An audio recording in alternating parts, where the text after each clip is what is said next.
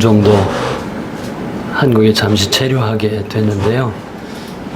그래서 우리 서자매님 댁에 하루 저녁 머물다가 내일 이제 인천으로 공항으로 가야 돼서 제일 가까운 교회가 어딘가 싶어서 이제 이렇게 보다가 대학로 교회가 가장 가깝다고 생각이 돼서 참석하게 됐습니다.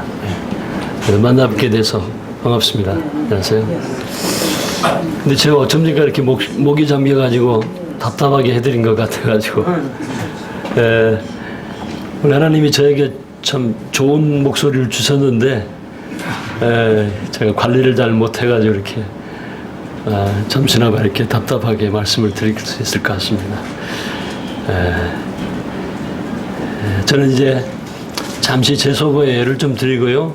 현재 남미, 남아메리카, 파라과이라고 하는 그 작은 나라의 내륙 국가에서 하나님의 부르심을 받고 순종해서 지금 한 1년도 채 안 됐습니다. 그곳에서 복음 전하고 구원받은 성도들과 함께 교회를 이루어서 주님을 영화롭게 하는 이런 일들을 하고자 순종하여 지금 이제 파라과이에 가 있습니다. 원래 스페인어 발음은 파라과이가 아니라요, 파라과이입니다. 파라과이. 인구는 너무 적어요. 희소한데 한 700만 정도밖에 안 된 나라예요. 면적은 우리 한반도의 2배 정도가 되는, 면적은 우리보다 실제 면적은 더 크죠. 왜냐하면 우리나라는 거의 70%가 산으로 되어 있는데 파라과이는 거의 들판이니까요. 평지이기 때문에 실제 그 사용하는 면적은 저희보다 훨씬 넓은 땅인데도 불구하고 현재 인구는 700만 밖에 되지 않는 그런 나라입니다.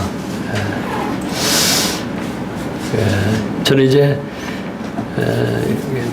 80년도에 거듭나게 되는 그런 체험을 했어요.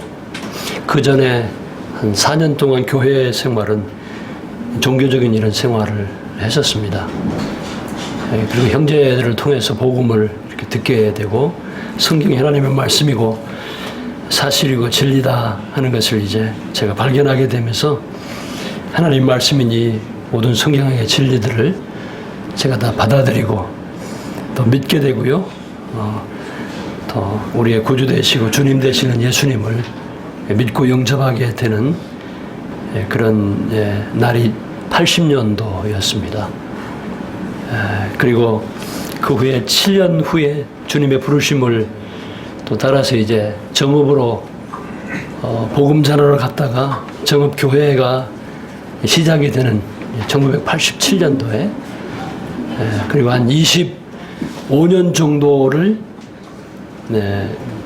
정읍 금붕교회에서 이렇게 주님 섬기고 복음 전하는 이런 사역을 하는 중에 생각지 못하게 파라과이라는 나라로 가게 됐어요.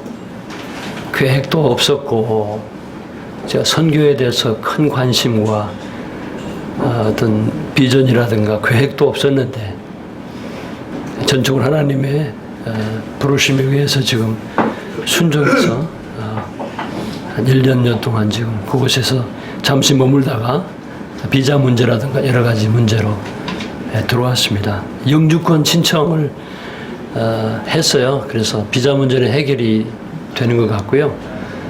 앞으로 이제 이번에 가게 되면은 언제 또 돌아오게 한국에 방문하게 될지 모르겠습니다. 편도 비행권을 이렇게 끊어가지고 가기 때문에요. 돌아올 기약이 없이 떠나는 것입니다.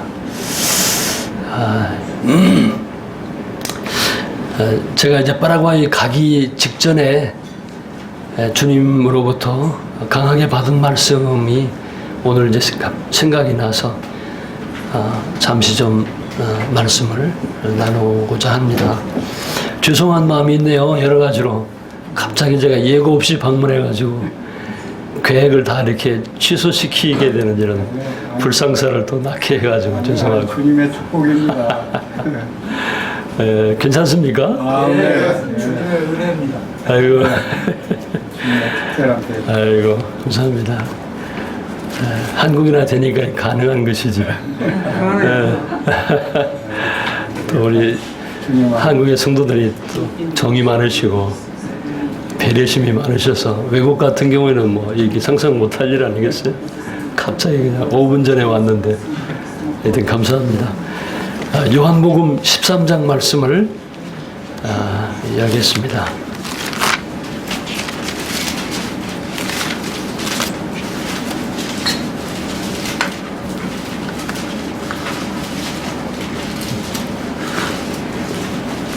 외국 분들도 좀 몇 분 계시는데요.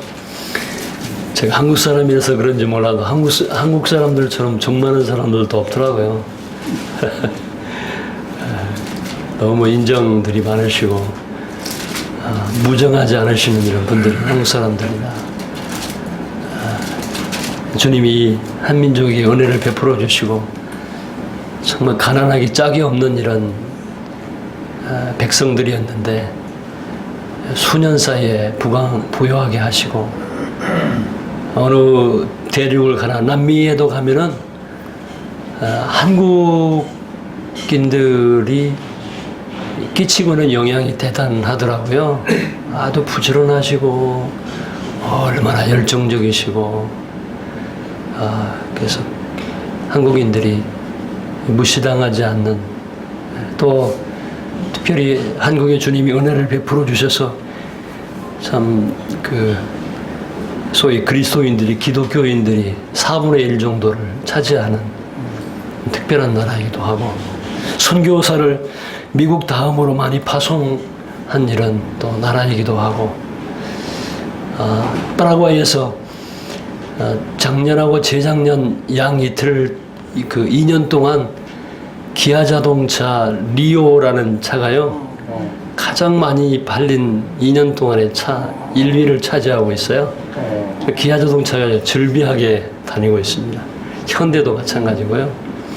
뭐 삼성, LG 뭐 전자 가게들이 뭐 말할 것도 없고 코이카 직원들이 수년 전부터 거기 나가 있어서 파라과이 사람들을 여러모로 돕고 있어요. 의사들, 간호사들, 교육기관의 뭐 교사들, 사회복지재단의 어려운 이런 또 고아들을 돕는 사람들을 여러 가지로 뭐 말할 것이 없이 한국 사람들이 상당한 역할들을 또 파라과이에서 감당하고 있어요. 그래서 그런 은혜에 참 감격하는 마음으로 선교도 이렇게 할 수 있어서 지금도 얼마 안 됐습니다만은 하나님 말씀을 듣고 싶어하는 이런 원배운 주민들도 많이 있습니다.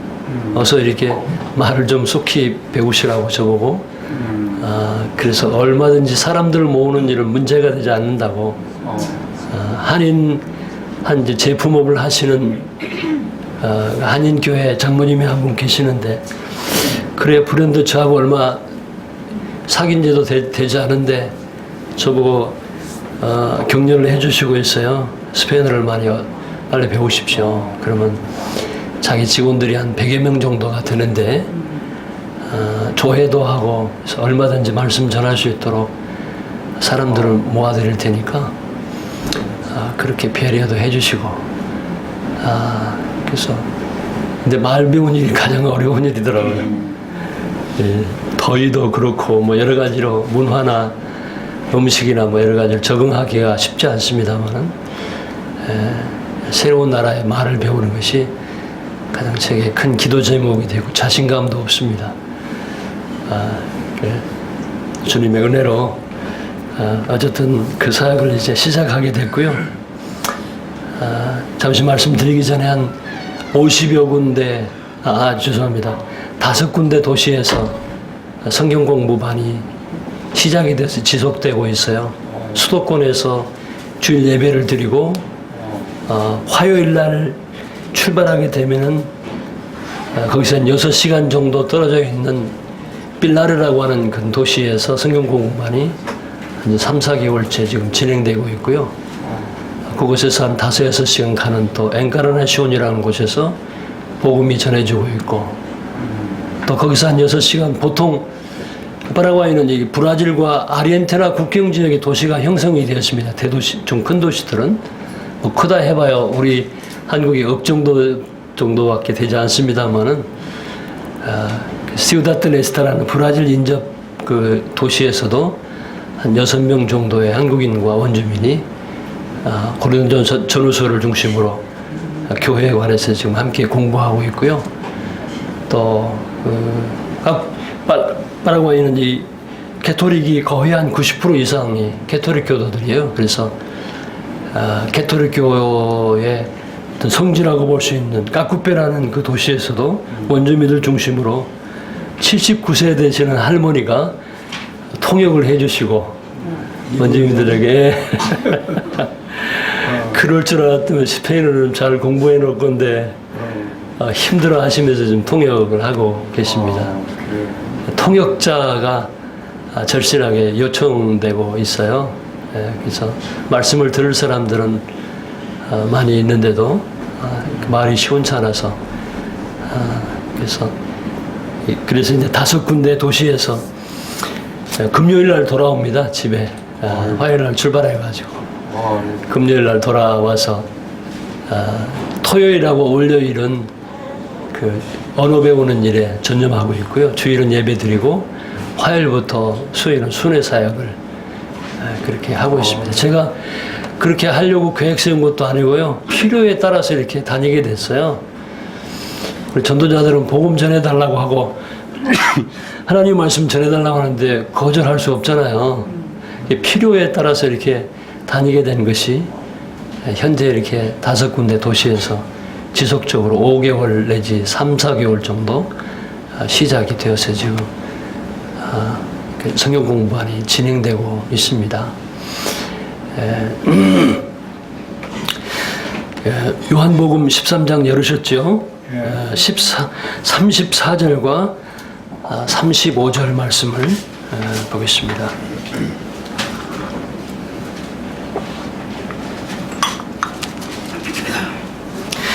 새 계명을 너희에게 주노니 서로 사랑하라. 내가 너희를 사랑한 것 같이 너희도 서로 사랑하라. 너희가 서로 사랑하면 이로써 모든 사람이 너희가 내 제자인 줄 알리라. 아멘. 너무나도 잘 아시고 또 순종하시려고 애쓰시는 이런 말씀이죠. 주님이 이 땅에 오셨다가 당신의 나라로 돌아가실 때가 다 이룬 줄 아시고 제자들을 불러 모으시고 저녁에 마지막 교제를 나누신 중에 제자들에게 또 오늘날 저희들에게 하신 참으로 중요한 이런 말씀입니다. 계명이라고 이렇게 말씀 기록이 되어 있네요. 새로운 계명이다.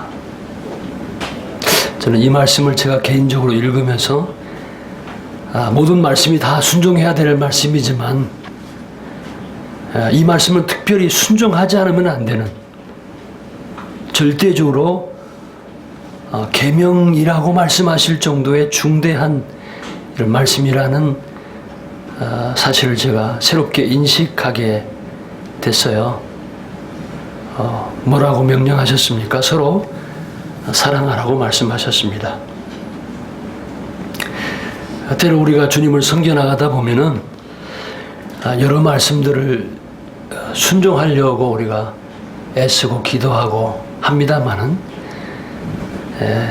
어떤 말씀들을 순종한다고 하면서 그 말씀을 지킨다고 하면서 오히려 이 말씀을 불순종하는, 이 말씀을 어기게 되는 이런 경우들이 우리 신앙생활 가운데 더러 많이 있는 것 같습니다.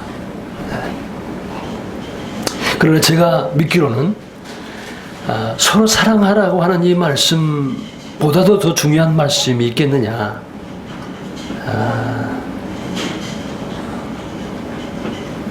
그리고 주님께서 제자들에게 또 저희들에게 서로 사랑할 것을 말씀하셨는데 어떻게 내가 너희를 사랑한 것처럼 서로 사랑하라고 말씀하셨습니다. 그리고 너희가 서로 사랑하게 되면은 그것으로서 모든 사람들이 너희가 바로 내 제자인 줄을 알게 될 것이다. 그래서 참된 크리스찬의 특징이 무엇이겠느냐? 우리가 정말 예수님의 제자들이라고 하는 것. 지금 제자 양육 교제 하시고 계신다고 아까 말씀하셨는데 정말 그리스도인이고 예수님의 제자들인 것을 어떻게 다른 사람들에게 알려줄 수 있겠느냐고는, 다른 사람들이 우리가 정말 예수님의 참된 제자들인 것을 무엇을 통해서 그들에게 나타낼 수 있겠느냐고 하는 것입니다. 그것은 바로 믿는 형제자매들이 서로 사랑하는 것을 통해서 주님의 제자들인 것을 그들이 볼 수 있게 해야 된다고 하는 것입니다. 근데 오늘날 있어서 크리스천들은, 기독교인들은, 예수님을 따르고 믿는다고 하는 사람들은 정말 이 말씀의 중대성을 깊이 알고 있는 것이냐? 오늘날 기독교는 수천 갈래로 나눠져 있고 반목하고 있고 어떤 다른 이유 때문에 어떤 말씀의 분별이 서로 달라서 또 이런저런 이유 때문에 나눠지고 불과 한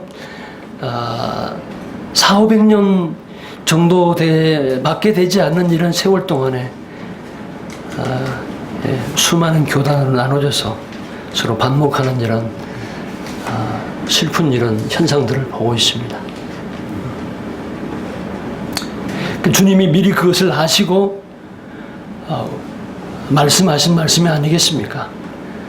서로 사랑하지 못할 것을 아시기 때문에, 그리고 지금 그 당시에 예수님의 제자들은 서로 사랑하지 못했다는 사실도 우리가 발견할 수 있습니다. 왜냐하면 서로 정말 사랑하고 있었다고 한다면 주님이 마지막 유언같이 말씀하실 때 서로 사랑하라고 이렇게 말씀하지 않았을 것입니다. 11명, 가룟 유다를 제외하고 11명의 그 제자들이 3년 반 동안 주님을 함께 쫓아다니면서 배우고 있으면서도 정말 살아계신 예수님, 그리고 그들에게 사랑할 것을 늘 보여주시고 말씀하신 그 예수님의 제자들이 서로 사랑하지 못하고 있었다는 것입니다. 그들은 서로 누가 크냐고 하는 이런 갈등 가운데 있었다고 하는 것입니다. 사랑의 관계가 아니고 경쟁 관계에 있었다고 하는 것입니다. 예수님은 왕이 되면 누가 그 좌우편에 앉을 것이냐? 주님이 그들의 마음을 아시고 마지막에 또 말씀하신 것입니다. 너희끼리 서로 사랑하라고 하는 것입니다. 지금부터 제가 거듭날 당시 한 80년대 그 이전 예를 들자면요, 오늘 이제 이렇게 편안한 의자에 이렇게 앉아 계시는데 그 당시에는 의자에서 앉아서 이렇게 기도드리거나 말씀을 듣는 것은 대단히 불경건한 이런 자세였습니다. 우리 젊은 청년들에게는 좀 이상하게 들릴지 모르겠습니다만, 그리고 정읍에도, 제가 섬기던 정읍에도 의자를 이렇게 놓고 앉아서 예배를 드린다 할지 말씀을 듣는 횟수가 불과 얼마 되지 않았어요. 조금 제가 시시한 예를 들어볼게요. 어느 날 의자의 필요를 느끼고 이제 그것도 이제 담대하게 한꺼번에 의자를 들여놓지 못하고요, 한 30여 명 정도 앉을 수 있는 의자를 이렇게 구입해서 뒤에다 배치를 했는데, 첫 주일이 됐는데 아무도 의자에 안 앉는 것이었습니다.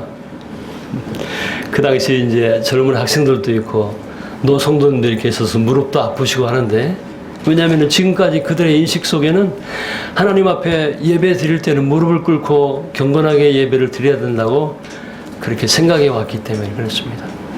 의자에 앉는 것 자체가 불경건하다고 생각을 했기 때문에. 얼마 조금 지나면서 이제 어떤 현상이 벌어졌냐면은 의자가 이제 모자랄 정도가 됐습니다. 바닥에 계신 분들이 거의 다 의자로 일찍 오신 분들만 이제 의자에 차지하시고 나중에는 이제 바닥에 앉으시고 그래서 이제 지금은 한 90석 이상을 다 의자를 배치해서 다 앉고 있는데 한 할아버지가 그러셨어요. 성도들이 의자를 이제 선호하시니까 상당히 오래전에 한 80년 이전에 거듭나신 저하고 비슷하게 이제 거듭나신 할아버지신데 예배를 마치고 나서 마이크 좀 달라고 하실 말씀이 있다고 그래서 그러더니 의자 얘기를 하시는 것이었습니다.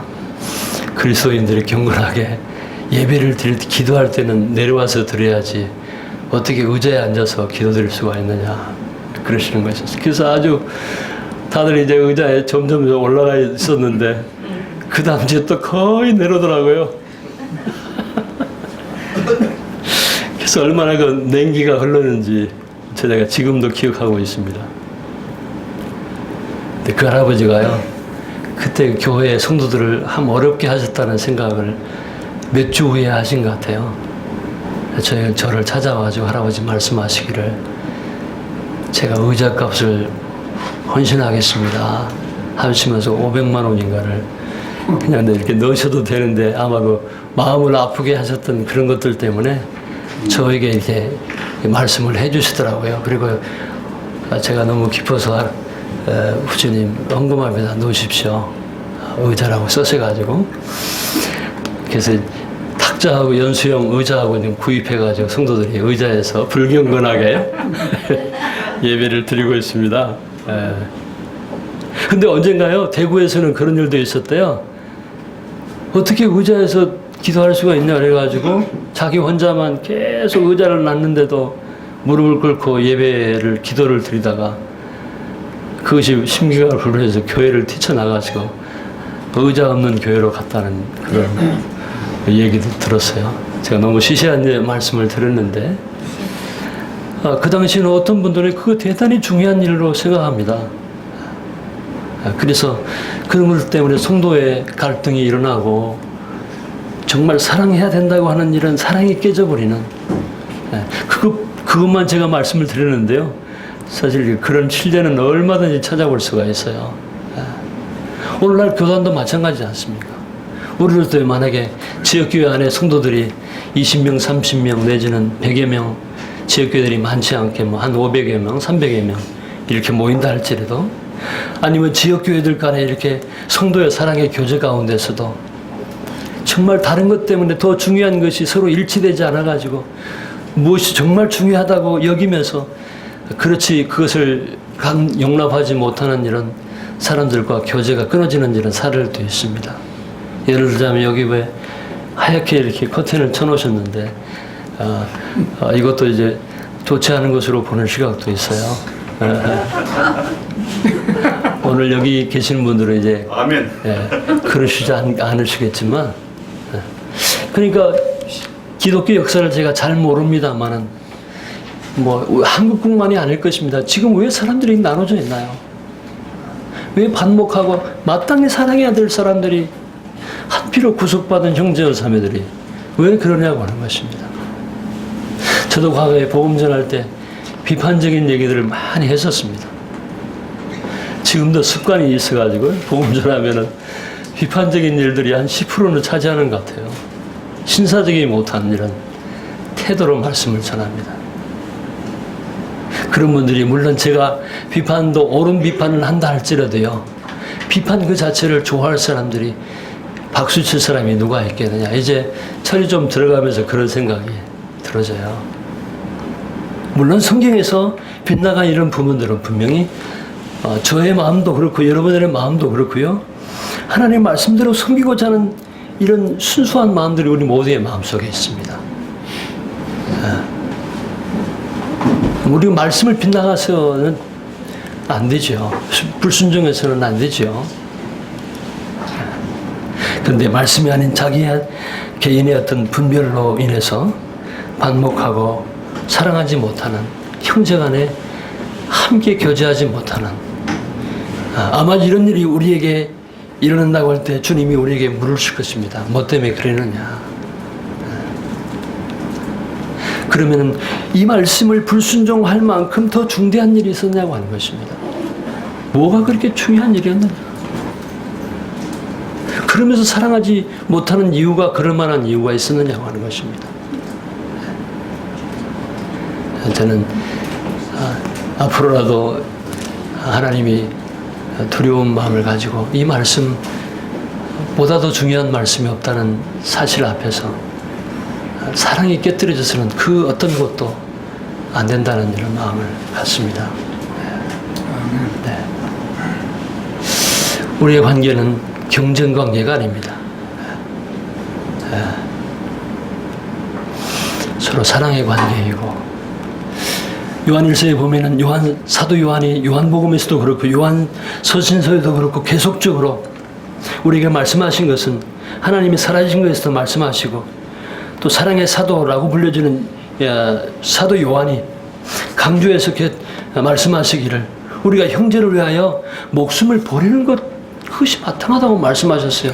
참 감당하기 어려운 이런 말씀입니다. 주님이요 갈라디아서 2장 20절인가요? 말씀에도 보면은 사도 바울이 그렇게 고백했습니다. 나를 사랑하사 나를 위하여 자기 목숨을 버리신 하나님의 아들이라고 말씀하셨어요. 주님이 여기서 서로 사랑하라고 말씀하시면서 어떻게 사랑하라고 말씀하셨느냐 하면은 내가 너희들을 사랑한 것 같이라고 하셨습니다. 내가 너희를 사랑한 것 같이 너희도 서로 사랑하라고 말씀하셨는데 어떻게 우리가 서로 사랑해야 될 것인가에 대해서는 주님이 우리를 어떻게 사랑하셨는가를 배워야 될 것 같습니다. 저도 그것을 좀 배우고자 합니다. 주님이 우리를 내가 너희를 사랑한 것처럼 서로 사랑하라고 말씀하셨는데 주님이 어떻게 우리를 제자들을 사랑하셨는가를 배우게 되면 주님의 사랑을 배우게 되면서 그 사랑을 가지고 성도를 사랑해야 되지 않겠느냐. 그래서 주님의 사랑을 배우게 되면서 사랑이 무엇인지를 우리가 알고 실천할 수 있지 않겠느냐라는 마음을 갖습니다. 주님이 우리를 사랑하신 것에 대해서 말씀하실 때 특별히 우리를 위해서 자기 자신을 목숨을 버렸다는 이런 말씀이 자주 나옵니다. 우리가 복음서를 읽어보고 서신서를 읽어보게 되면요, 주님이 우리를 위해서 목숨을 주었다고 말씀하시는 것보다도요, 우리에게 사랑을 베풀었다고 말씀하시는 것보다도 우리를 위해서 자기 목숨을 버렸다고 말씀을 하고 있어요. 그런 말씀들을 의외로 제가 많이 찾아보게 됐는데요. 그 여러 가지 주님의 사랑에 대해서 우리가 생각해보고 배울 수 있겠습니다만, 주님은 우리를 위해서 자기의 목숨을, 정말 중요한 하나밖에 없는 목숨을 주신 것이 아니고 버렸다는 이런 말씀을 우리가 읽어볼 수 있습니다. 그래서 우리들은 왜 성도를 사랑하는데 이런 문제점이 어디가 있냐? 왜 주님이, 예를 들어서요, 우리가 성도들 관계에 있어서 무엇을 주는 것이 아니고 사랑을 이렇게 나타낼 때 어떻게 나타내든지 간에 그것을 버린다고 하는 이런 사실들을 제가 좀 배우게 됐어요. 어떤 분이 그러시더라고요. 길거리에서 이제 점심을 준비해가지고 어려운 이런 노인들이라든가 길거리에 이렇게 있는 분들에게 식사를 제공하면서 예수 믿으세요, 예수 믿으세요 그렇게 안 합니다. 처음에는 무슨 얘기인가 그랬어요. 물론 믿는 사람들이 그런 사랑을 베푸는 것이거든요. 그러면서 예수 믿으라고 안 한대요. 무슨 얘기냐면은 밥 한 그릇 주면서 예수 믿으라고 그렇게 안 한다고 하는 것입니다. 그러니까 조금 생각해 보면은 밥 한 그릇 주면서 그 예수 믿으라고 그래 조건부로 전도하지 않는다고 하는 거예요. 그냥 마치 버려버린 것처럼 우리가 누구에게나 성도에게 뭘 준다고 한다면은요, 어떤 생각을 하게 되느냐면, 선물이라고 하는 것도 그래요. 주면은, 은근히 마음속에서는 10개를 주면은 하나라도 이제 나중에 돌아올 것을 좀 기대하는 마음이 없나요? 만약에 근데 10개를 줬는데 하나도 돌아오질 않습니다. 그리고 어떻게 보면 어떨 때는요, 고맙다는 이런 표현도 안 할 수도 있고, 또 그런 마음도 없는 것 같은 이런 그런 경우들도 있을 수 있어요. 아니, 근데 나는 한 10이라고 하는 것을 주기도 하고 베풀기도 했는데, 비슷하게라도 돌아오지 않으면 좀 섭한 마음이 들어서 좀 죄송합니다. 좀 괘씸한 마음도 좀 드실 때는 없으셨나요? 그런 마음은 없으셨겠죠. 근데 사랑이 깨어지는 그런 문제가요, 아주 큰 문제가 아니더라고요. 사소한 문제로 성도의 순수한 사랑이 깨어지는 것을 제가 발견하게 됐습니다. 왜 주님이 이렇게 말씀하셨을까를 생각해 보면, 파라과이 가서요, 어쨌든 그들에게 아무것도 기대하지 않고 준다고 제가 이제 베푼다고 생각을 했겠지 않습니까? 가면은. 그런데요, 주님이 왜 버렸다고 말씀을 하셨을까라고 생각을 해보니까, 저는 준다고 하면은 고맙습니다. 주셔서 선물도 감사합니다. 베풀면은 은혜에 대해서 막 보답할 양으로 생각하고, 만약에 이제 그런 반응을 보이지 않으면 내가 얼마나 괘씸한 마음이 들겠습니까? 그런데요, 주님이 우리를 위해서 자기의 목숨을 버렸다고 하는 것입니다. 버린 것은 쓰레기통에다 버린 것이거든요. 쓰레기통에 버린 것을 돌아오도록 기대하지 않는다고 하는 것입니다. 주님 당신의 이 하나밖에 없는 생명을 버린 것처럼 우리를 위해서 내어주셨다고 하는 것입니다.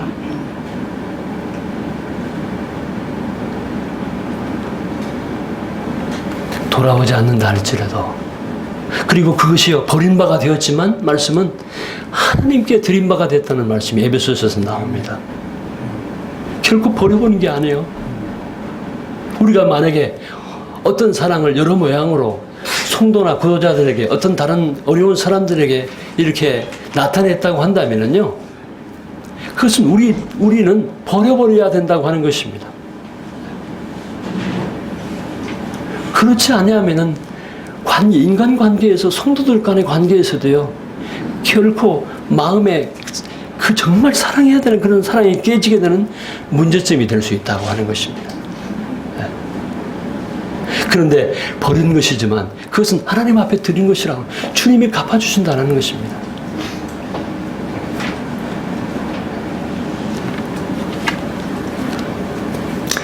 이제 제가 이 말씀을 받고 이제 파라과이 선교를 갔는데요, 정말 그렇더라고. 왜 주님이 그렇게 말씀하셨는지를 제가 알게 됐습니다. 한국 사람들도 정이 많은 사람들인데 막 이렇게 베풀기도 좋아하고 음식도 막 어서 오십시오 막 먹이고 막 그러고 싶잖아요. 할 수 있는 대로 최대한 베풀고 싶은 일은 또 그렇게 하고요, 가세요. 그런데 돌아오는 것들이 없더라고요. 감사한 말, 뭐 어떻게 보면 그라시아 하면서 감사하다는 표현도 많이 하는 것 같은데, 그런 표현도 잘 안 하는 것 같고요. 그래서 한국 사람들이 생각하는 그런 보통 이제 우리 정적인 민족들은 서양 사람들의 그런 이기적인 것 같은 일은 또 자기중심적으로 사는 거에 대해서 이해를 잘 못하잖아요. 한 번은 그랬대요. 원주민 교회 우리 청년 형제가 거기 이제 말도 배우고 좀 문화도 익히고 하기 위해서 원주민 교회 수요일마다 나오고, 저는 순회 사역을 하기 때문에 그러는데, 저들 가면은 이제 뭐 문고리로도 교회에다가 좀 드리고, 뭐 또 형제들 와서 막 먹이고, 밥 먹었다 그래도 막 더 드시라고 그러고, 막 할 수 있는 대로 다 드리고 주고, 제 양복, 죄송합니다, 제 양복도 벗어주고 다 그렇게 했거든요. 근데 우리 청년회가 청년들하고 같이 이제 체육대회를 갔는데요, 점심시간이 됐는데 딱 돌아서서 밥을 먹더래요. 아니 근데 다른 사람도 아니고요. 100% 우리 집에 오면은 그냥 뭐 글쎄 100%다니까 좀 그렇습니다만 우리는 기본이에요. 그것이 막 기본 아닙니까 뭐. 근데요 아니 딱 돌아서더래요. 도시락을 가지고 돌아서가지고 그렇게 먹더래요. 그러니까 이 형제가 얼마나 마음이 그냥 어려웠는지 몸둘 바를 모르다가 와가지고 너무너무 실망이 돼가지고 모르는 사람 같은 모르는데 우리 집에 가지고 그렇게 교제를 좋은 교제를 나누는데 돌아서서 밥을 먹더라고. 또 이제 원주민들이 그러겠습니다만 거기에 막 이렇게 결혼 날짜를 받아놓은 한 총각이 신부 맞을 방에 비만 오면 주룩주룩 새가지고 그런데 이제 신부를 이렇게 결혼 날짜를 받았는데도 지붕을 고치지를 못하고 우리 청년은제가 한번 갔다 와서 그러더라고요. 그래서 이제 가봤더니 실제가 그렇더라고. 그래서 이제 기도하고 조심스럽게 물론 여러분들이 함께 주님께서 손길을 통해서 공급해 주신 이런 것으로 조심스럽게 이제 기와를 사서 결혼식 하는 날 일주일 전에 기와 공사를 해줬어요. 신부는 그러더라고요. 결혼식만 올리고 자기 어머니 집에 있다가 지붕 고치면 이제 신랑 댁으로 가겠다. 집으로 가겠다.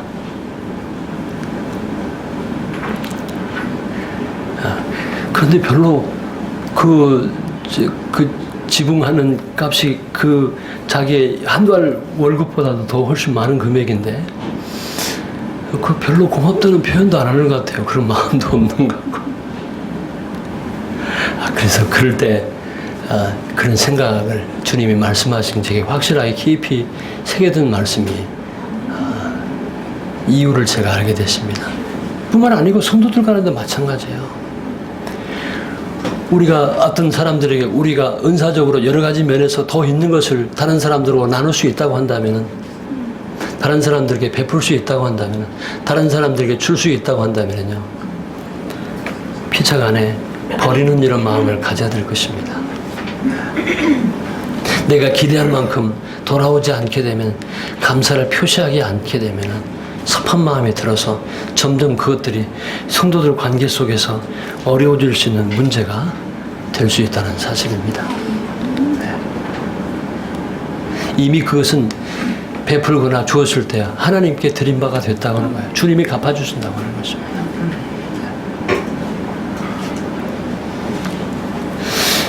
교회와 교회 간에, 그리고 대학로 교회가 새로 이제 비전을 가지고 시작하시고 하셨는데 정말 중요한 것이 뭐겠느냐.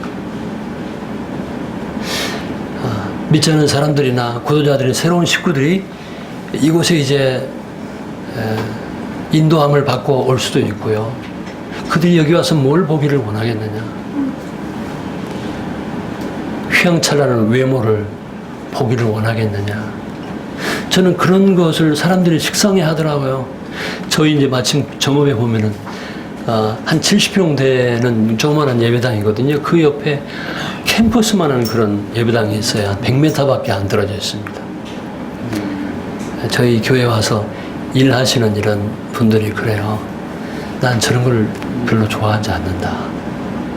어디서 나오겠느냐. 저 많은 돈들이 수십억 원, 수백억 원이 어디서 나왔겠냐. 다 성도들, 교인들 호주머니 다 털어가지고 이제 제가 지금 좀 신사적으로 표현합니다만은 거기에서 나온 건 아니겠느냐고 그렇지 비판적으로 저 듣기적으로 하는 얘기는 아닌 것 같습니다. 대부분의 크리스찬 아닌 사람들이, 믿지 않은 사람들이 교회의 그런 외형적인 모습들을 칭찬하고 좋아하는 사람들은 그렇게 과히 많지 않은 것 같습니다.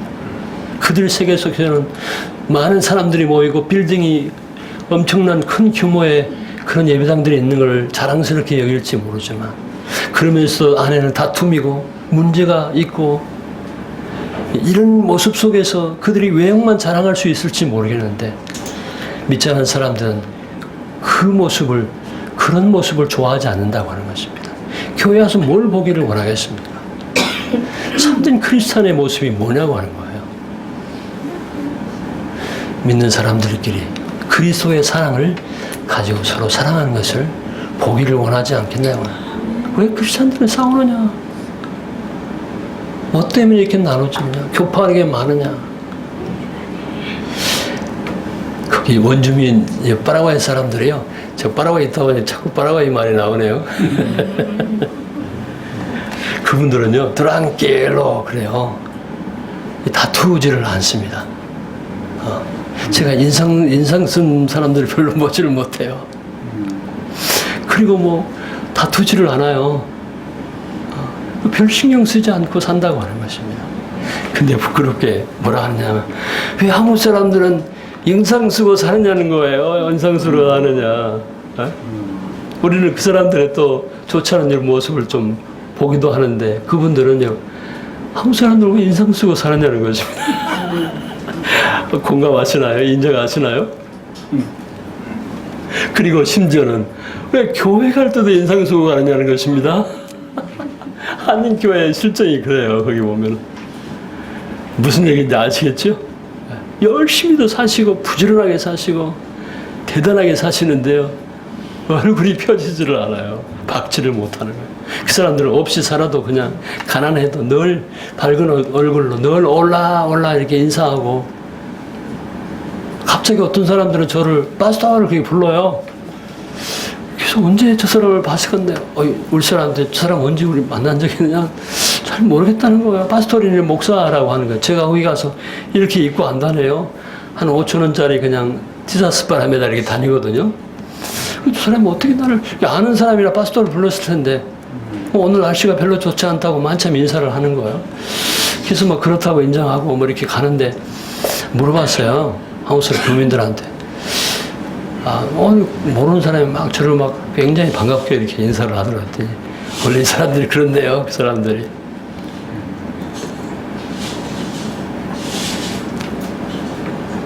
우리는 정말 마음에 참된 평온이 있는 것인지, 그리스도의 마음과 사랑에 있어서 하나님의 나라에서만 누리는 것이 아니고, 우리 하나님의 나라가 우리 마음에서 정말 이루어져 있는 것인지, 그리고 그리스도인들이 모일 때 하나님의 통치, 하나님의 나라가 정말 이루어지고 있는 것인지.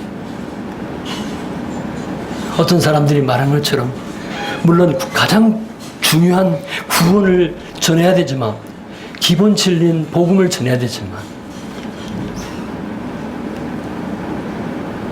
구원받은 그리스도인들의 마음속에 참된 평안이 있는 것인지, 드랑길로 하는 것인지, 왜 인상 쓰고 사는 것인지. 거기 가서 이제 제가 배우는 것이 있는데요, 여유를 배우고 있습니다. 드랑길로. 기억해 놓으십시오. 마음의 평안. 조금 그것이 이제 단점일 수도 있어요. 부유하게 살지 못하는 그 원인이 될 수도 있거든요. 너무 낙천적이기도 하고 계획도 없고, 물론 그것이 문제점이 될 수도 있겠습니다. 그런데 그리스도에 있는 뭐 마냥 낙천 좋은 사람적인 사람들은 아니잖아요. 계획도 없는 사람들이 아니잖아요. 목표도 없는 사람들이 아니고, 분명히 사는 의미가 있고 소망이 있는 사람들이고 비전이 있는 사람들인데, 그럼에도 불구하고 그것 때문에 마음의 진정한 그리스도의 평안을 잃어버리고 쓰고 살 수 있다는 거예요. 이게 제가 바라보는데 제 얼굴도 별로 이렇게 크리스찬다운 얼굴은 아니고 여러분들 얼굴도 제가 볼 때는 그렇습니다. 아멘. 하나님 우리가 주신 이 땅에서도 누릴 수 있는 복들이 참 많아요. 너무 많습니다. 믿지 않은 사람들이 누리지 못하는 복들이 얼마나 많이 있나요? 이것이 우리 마음속에, 크리스천은 행복하게 살아야 된다는 사실입니다. 우리 그럴 수 있어요. 주님을 위한답시고 막 신경 쓸 수 있습니다. 그리고 막 인상 쓸 수 있어요. 서로 잘 섬긴다고 막 싸울 수 있어요. 다퉈가지고 그래 다 나눠지고, 마치 사랑해야 될 사람들이 원수처럼 지낼 수도 있습니다. 뭐 때문에 그럽니까? 주님을 더 잘 섬긴다고 사랑이 깨트려져 있어요. 주님이 우리에게 뭘 원하시겠느냐? 깨트리고 가면서까지도 주님을 위해서 뭐 할 일이 있나요?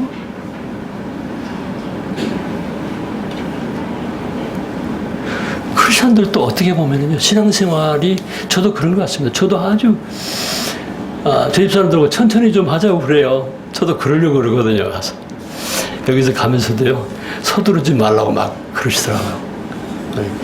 선교사 선배분들이 그런 말씀도 하시고, 저 믿음의 이제 선배님들이 그런 말씀도 하시고, 그러려고 그래요. 근데 막 일이 막 생기거든요. 바빠요. 그리고 막 피곤하거든요. 그러니까 신경이 또 날카로울 수 있어요. 그 일 때문에 중요한 것을 마음에 잃어버릴 때가 있습니다. 여러분, 교회 오면은 교회 자체가 하나님의 통치 가운데서 진정한 사랑과 평화가 있어야 돼요. 여러분, 밖에서도 스트레스 받을 일이 얼마나 많이 있습니까? 교회 오면은요, 평안을 누려야 돼요. 쉬어야 되는 것입니다. 마음에 쉼이 있어야 돼요. 근데 교회 안에서도 그랬던 것 같아요. 저도 보면 이 일 때문에 막 쫓기는 이런 마음들. 근데 이게 여기 들어오게 되면은 예루살렘 교회가 그렇습니다. 무사람들이 그 예루살렘 교회에 정말 순전한 사랑으로 서로 사랑하는 이런 모습들을 보면서요, 칭찬들을 하고 주님이 계속해서 구원받는 사람들을 더해 주셨는데,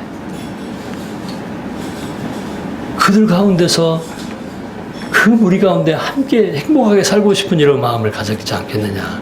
찾아간 사람들이 교회 안에서. 분명히 말씀드리지만, 여기 이제 부도자들이 찾아오면요, 형제자매들의 밝은 모습을 볼 수 있어야 되는 거죠. 그거 못 보면 그냥 여기 안 되어져요. 아이고, 여기도 마찬가지고 인상 쓰고 있는데요, 뭐.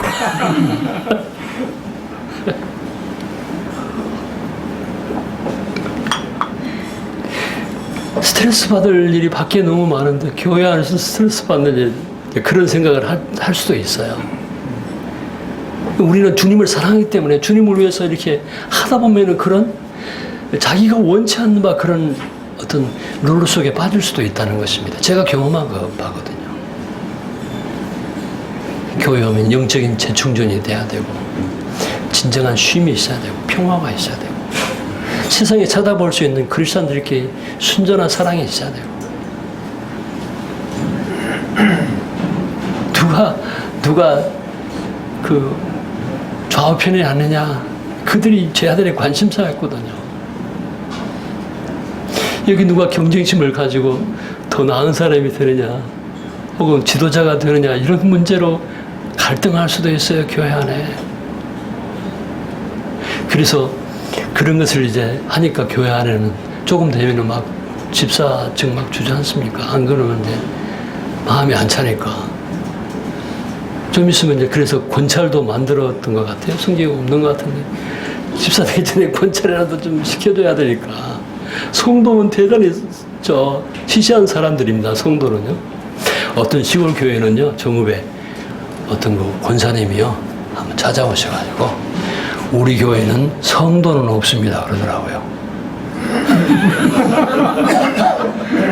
권찰 이상 집사, 권사 장로지 성도는 없대요. 무슨 얘기를 해, 무슨 내용을 알 수 있습니까? 사람들의 마음 속에요, 주님 아닌 다른 것들을 추구하는 것 때문에 그렇습니다. 여러분, 장로 선교할 때 얼마나 로비를 많이 한 줄 잘 모르시죠? 이게 뭐 세상에 국회의원 선거는 저리 간다 하더라고요. 그럴 수 있어요. 교회 안에서. 그러니까 문제가 뭐냐면은, 제가 또 비판 안 하려고 그러는데 우리 그러지 말자고 하는 이런 뜻이거든요.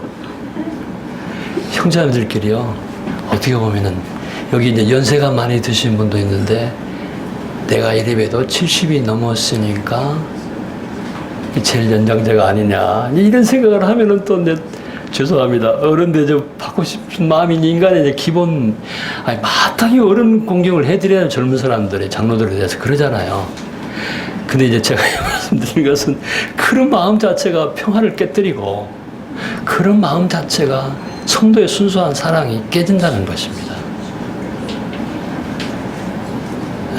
그리고 여기 오면은요 다 형제자매거든요. 거기 뭐 박사님 뭐 어디 뭐 국회의원 막 밖에 다 있었어요. 여기 오면은 막 무슨 김 박사님 그렇게 안 부르잖아요. 그러면 또 그것 때문에 직함 때문에 스트레스도 받지 않습니까? 교회 오면 가난한 사람도 어떻게 보면요 구걸하는 사람까지도 믿는 크리스찬들은 다 하나 없이 전부 경계가 없이 마음속에 형제 자매로서 악수할 수 있어야 돼요. 주님은 그걸 원하시지 않겠느냐고 하는 것입니다. 근데 교회 안에서 실제는 그것이 무너져 있어요. 우리는 그러지 말아야 될 것 같습니다. 가난한 사람이면 무시하고 돈 많은 사람들이나 권세 있는 사람들은 또 교회 안에서도 이렇게 인정받으려고 하는 마음들이 우리 마음에 있습니다. 그분의 마음이 불편하다는 겁니다. 그것이 순수한 사랑을 깨뜨리는 거예요. 사랑하지 못하게 되는 문제가 거기에 있다는 것입니다. 세상에서 볼 수 있는 것들이 교회 안에서는 사라져야 되는 것입니다. 주님이 원하신 것이 뭐겠습니까? 주님이 함께 데리고 다녔던 제자들은요, 그야말로 어떤 사람이었는지를 잘 알 수 있습니다.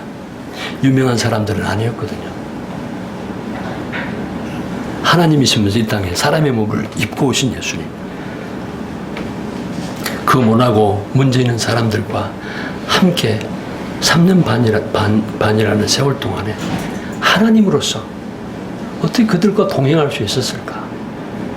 보통 문제가 아닙니다. 그런데 저도요, 한 100여 명밖에 되지 않은 성도들과의 마음이 그렇게 못해요. 이야. 아니, 똑같은 사람인데요. 그러잖아요. 우리 뭐 대단한 사람도 아니거든요. 그냥 하나님과 사람 사이에 그것도 아주 모진 사람들을 데리고 다니는데 3년 반 동안을 여지없이 아무 문제 없이 동행하셨거든요. 근데 우리끼리는 그렇게 순전하지 못한 교제들이 있을 수 있어요. 뭐가 문제냐고 하는 것입니다.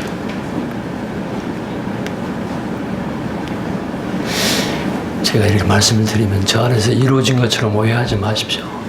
제가 이제 배우고 있는 또 실제로 선교지에서 배워야 되는 것이고요. 가르쳐주고 있는 것이고 많은 이런 마음의 갈등과 이런 것들을 경험하는 가운데서 배워가고 있고 특별히 다른 것보다 주님을 배우는 과정에 주님을 닮아가는 과정에 주님이 어떻게 우리를 사랑하셨는가에 대해서 배우고 싶고요.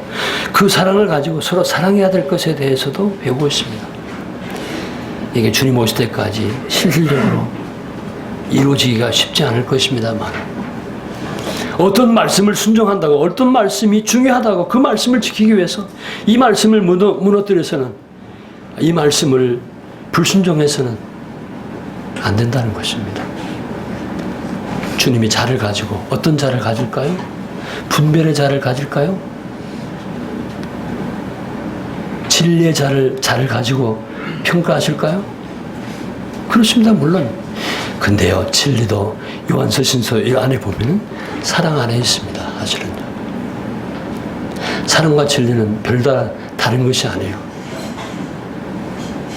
진리를 강조하면서 사랑을 무시할 수 있나요? 그렇지 않습니다. 동일한 것이라고 볼 수 있습니다. 주님이 저희들에게 나타내 주시고 참된 제자로서의 다른 사람들이 예수님을 믿고 따르는 사람들의 실제가 뭐냐고 하는 거예요. 뭘 통해서 너희들 내 제자인 것을 알리겠냐고 하는 것입니다. 나타내겠냐고 하는 것입니다. 그것은 바로 너희가 서로 사랑하는 것으로 나타낼 것이라고 말씀하셨습니다. 주님 언젠가 우리를 평가하실 때 사랑의 자를 가지고 평가하실 것입니다. 사랑 안에 모든 것이 다 들어있습니다.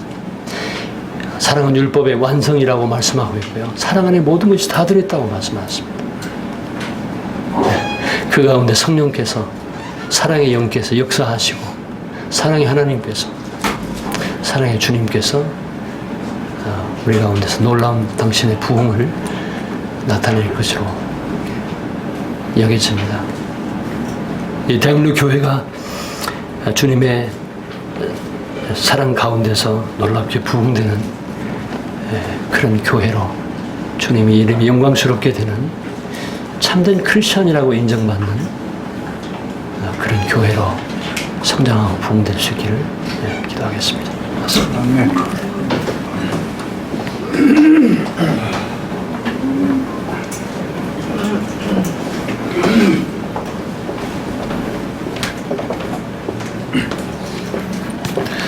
말씀 감사드립니다. 들으신 말씀 기억하시면서 찬송가 94장 주님께 드리도록 하겠습니다. 찬송가 94장입니다.